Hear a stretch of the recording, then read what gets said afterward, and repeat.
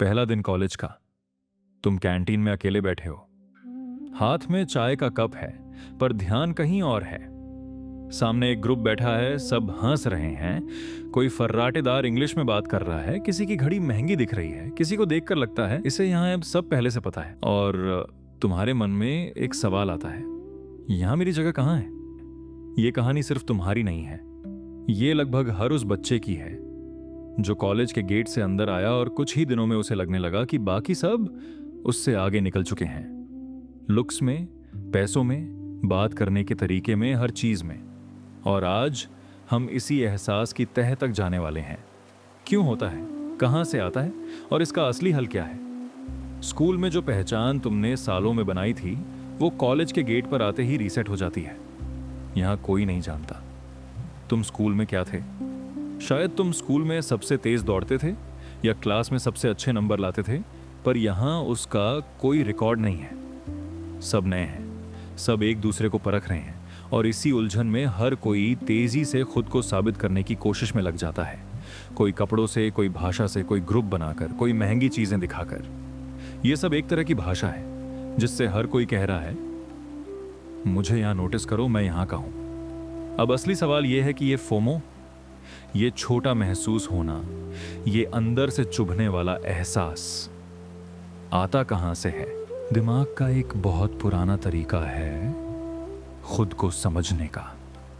वो अपने आप को अकेले नहीं आंकता, वो हमेशा दूसरों से तुलना करके अपनी जगह तय करता है।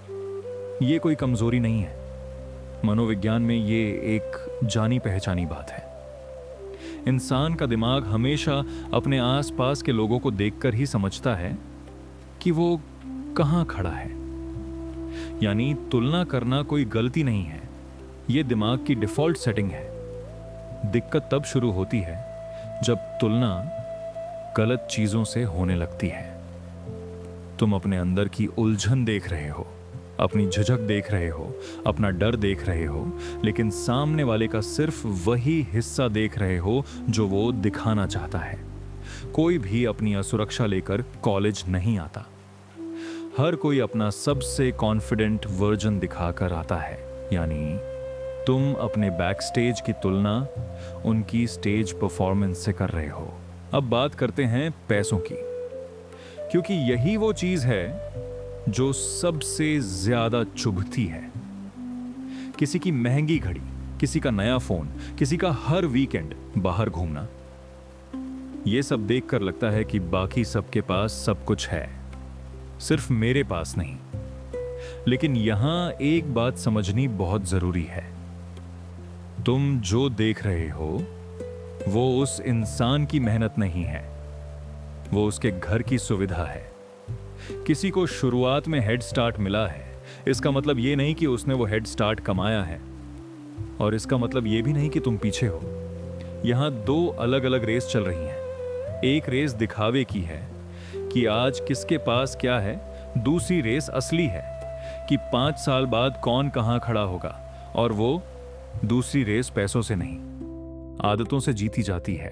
अब बात करते हैं नॉलेज और स्किल की, क्योंकि यहां भी यही खेल चलता है। क्लास में कोई ऐसा सवाल पूछता है कि लगता है उसे तो सब पहले से ही आता है, और तुम्हें लगता है कि मैं यहां फिट नहीं बैठता। लेकिन सच ये है कि कॉलेज सिखाने के लिए है, ये दिखाने के लिए नहीं कि तुम्हें पहले से क्या आता है। जो बच्चा क्लास में सबसे कॉन्फिडेंट सवाल पूछ रहा है, हो सकता है उसने वो टॉपिक स्कूल में पहले पढ़ा हो या घर पर किसी ने उसे पहले से समझाया हो। इसका मतलब ये नहीं कि वो तुमसे ज्यादा काबिल है, इसका मतलब सिर्फ इतना है कि उसे एक मौका पहले मिल गया। मौका पहले मिलना और काबिल होना, ये दोनों अलग बातें हैं, लेकिन ज्यादातर लोग इन्हें एक ही समझ लेते हैं। अब आते हैं उस स्कूल ग्रुप पर जिससे बात करने में डर लगता है, जिसमें शामिल होने का मन करता है। यहां एक दिलचस्प बात है, इंसान का दिमाग किसी ग्रुप से बाहर होने को एक खतरे की तरह देखता है। बहुत पुराने वक्त में ग्रुप से बाहर होने का मतलब था अकेले जंगल में जिंदा रहना, जो लगभग नामुमकिन था। आज हालात बदल चुके हैं, लेकिन दिमाग का वो पुराना अलार्म आज भी वैसा ही काम करता है। इसलिए जब तुम खुद को किसी ग्रुप के बाहर खड़ा महसूस करते हो तो दिमाग उसे सचमुच एक खतरे की तरह लेता है, जबकि असल में ऐसा कुछ भी नहीं हो रहा होता। यही वजह है कि ये एहसास सिर्फ अजीब नहीं लगता, ये डर जैसा महसूस होता है। और जिस कूल ग्रुप को देखकर तुम्हें लगता है कि सबकी लाइफ सेट है, उसमें भी ज्यादातर लोग यही सोच रहे होते हैं कि कहीं मैं यहां फिट नहीं हुआ तो। फर्क सिर्फ इतना है कि उन्होंने इसे छुपाना सीख लिया है और तुमने अभी नहीं सीखा। हर बड़े ग्रुप के अंदर भी एक अनकहा दर्जा होता है, कौन ज्यादा पॉपुलर है, कौन कम। और उस ग्रुप के अंदर के लोग भी अपनी जगह को लेकर उतने ही असुरक्षित होते हैं जितना तुम बाहर खड़े होकर महसूस कर रहे हो। अब इसमें एक और परत जोड़ते हैं जो आज की जनरेशन के लिए सबसे भारी है, फोन। कॉलेज खत्म होने के बाद भी ये तुलना रुकती नहीं। घर आकर फोन खोलते ही किसी की पार्टी की फोटो दिख जाती है, किसी की नई गाड़ी, किसी की परफेक्ट जिंदगी। कॉलेज में जो कमी महसूस हुई थी, फोन रात को फिर वही एहसास जगा देता है। पहले यह तुलना सिर्फ कैंटीन तक सीमित थी, अब यह 24 घंटे तुम्हारे साथ चलती है।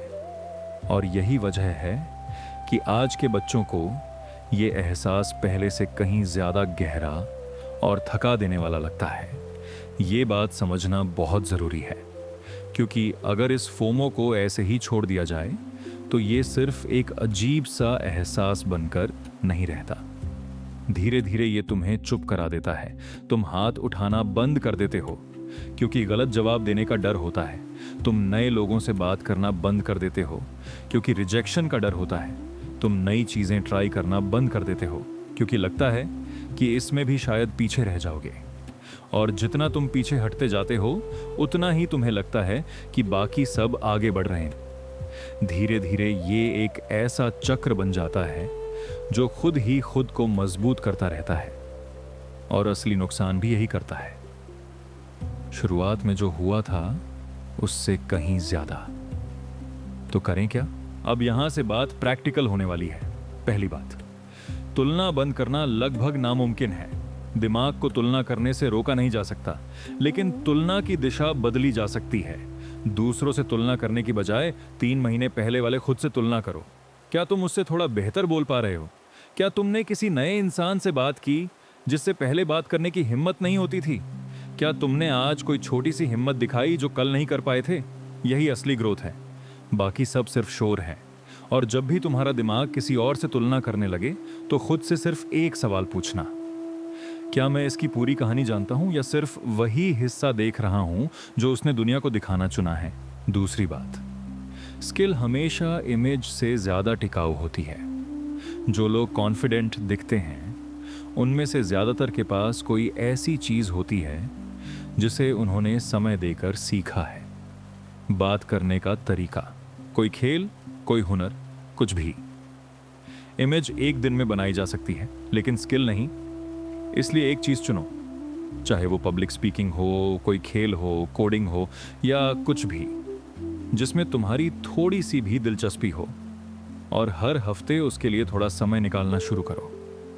शुरुआत में कोई फर्क महसूस नहीं होगा और यही सबसे मुश्किल हिस्सा है, क्योंकि दिमाग तुरंत रिजल्ट चाहता है। लेकिन 3 महीने बाद फर्क तुम्हें खुद दिखाई देगा, और सबसे पहले वो फर्क बाहर नहीं, अंदर महसूस होगा। चौथी बात, पैसों और सुविधाओं के फर्क को लेकर खुद को दोष देना बंद करो।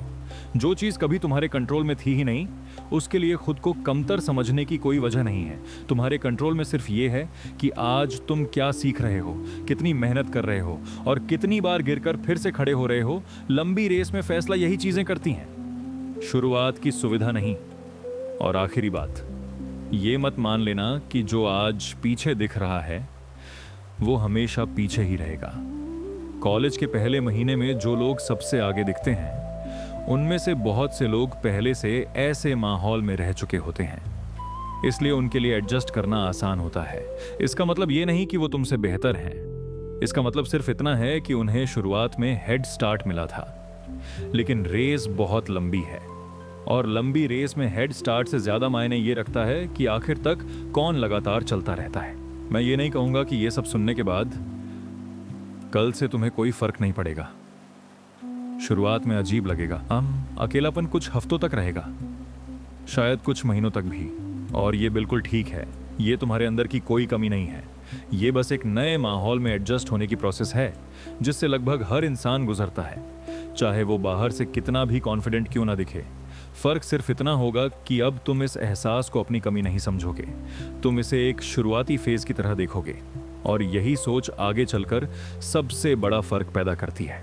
जो इंसान ये समझ जाता है कि उसकी असुरक्षा कोई अनोखी चीज नहीं है, बल्कि हर नए माहौल में लगभग हर इंसान यही महसूस करता है, वो बिना जाने ही बाकी लोगों से एक कदम आगे निकल जाता है। क्योंकि जिस दिन तुम्हें ये समझ आ जाती है कि हर कोई अपनी अपनी लड़ाई लड़ रहा है, उसी दिन तुम दूसरों से कम और खुद पर ज्यादा ध्यान देना शुरू कर देते हो। और यहीं से असली बदलाव शुरू होता है।